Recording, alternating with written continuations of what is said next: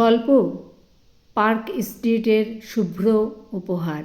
গল্প পাঠে আমি শিল্পী দাস। গল্প পার্ক স্ট্রিটের শুভ্র উপহার। ডিসেম্বরের ঠান্ডা হাওয়া পার্ক স্ট্রিটের আকাশে হাজারো তারার মতো জ্বলে ওঠা আলোর মালায় এক মায়াবী পরিবেশ তৈরি করেছে। সুদেষ্ণা হলুদ শাড়িতে আর শান্তা টুপিতে সেজে হাতে একগুচ্ছ তাজা ফুল নিয়ে দাঁড়িয়েছিল ফ্লোরিস এর কাছে। এই দিনটির জন্যে সে সারা বছর অপেক্ষা করে থাকে, কারণ আজকের দিনেই তার প্রিয় সৌনাক দূর শহর থেকে শুধু তার সাথে বড়দিন উদযাপন করতে আসে। রাস্তার কোলাহল, ক্যারলের সুর আর বাতাসে ভাসমান কেকের মিষ্টি গন্ধ সব কিছু মিলে যেন এক উৎসবের ঢেউ। সুদেষ্ণার চোখে ছিল এক মিষ্টি হাসি, সেই হাসি যা শুধু সৌনাকের উপস্থিতিতেই আনতে পারে।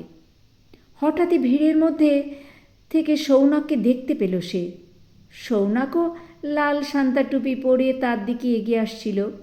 সৌনাক সুদেষ্ণার একদম কাছে এসে দাঁড়াতেই সুদেষ্ণা তার হাতে থাকা ফুলের গুচ্ছটি সৌনাকের দিকে বাড়িয়ে দিল।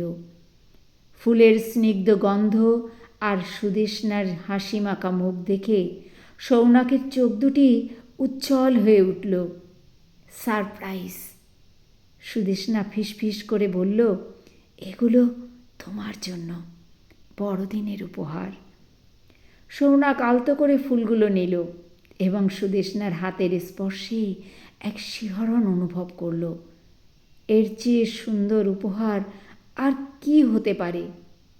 তোমার হাসি তো আমার কাছে সবচেয়ে বড় উপহার।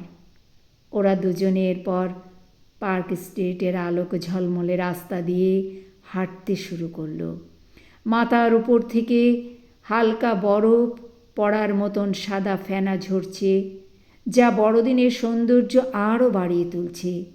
প্রতিটি আলো, প্রতিটি হাসি আর প্রতিটি মুহূর্ত যেন ওদের প্রেমের সাক্ষী হয়ে উঠছিল।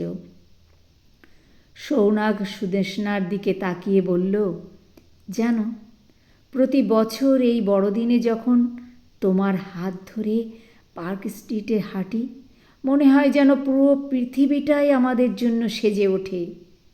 এই ভিড়ের মাঝেও আমরা দুজন যেন এক আলাদা জগতে হারিয়ে যাই। সুদেষ্ণা সৌনাকের কাঁধে মাথা রেখে বলল, আমারও তাই মনে হয়। পার্ক স্ট্রিটের আর বড়দিন মানেই আমাদের প্রেমের গল্প, সৌনাক। এর প্রতিটি কোণায় আমাদের স্মৃতি লুকিয়ে আছে।